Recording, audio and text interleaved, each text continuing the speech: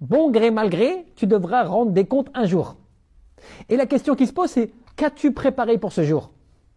Quels sont les bagages que tu as déjà remplis dans ta valise pour ce voyage inéluctable que tu devras faire à un moment, de ce bas monde à l'au-delà? Rappelle-toi, un homme qui est venu voir le prophète, mais il lui dit, Ya Rasulallah, mata sa'a. Un homme vient voir le prophète, mais il lui dit, Ya Rasulallah, c'est quand que se lèvera l'heure dernière? Quand va apparaître l'heure dernière? Donc il lui pose cette question-là, qui est une grande question. Et le prophète ne lui a pas répondu, tu sais, l'heure dernière va arriver à tel ou tel moment, prépare-toi, ainsi de suite. Il lui a dit quoi? Il lui a dit, Ma'atadatalaha. Qu'as-tu préparé pour cette heure-là? À la question de as-sa'a, quand sera l'heure dernière? Il reçoit la réponse, mais qu'as-tu préparé?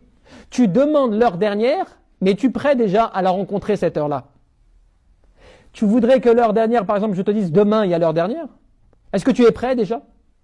Et quand il a dit cela à l'homme, l'homme a dit, je n'ai rien préparé, yani, à part hubballah wa rasoul, à part l'amour d'Allah et son prophète.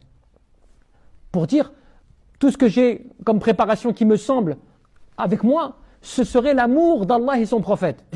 Qu'est-ce que lui dit le prophète? Il lui dit, Anta ma'aman ahbabata, tu seras avec celui que tu aimes.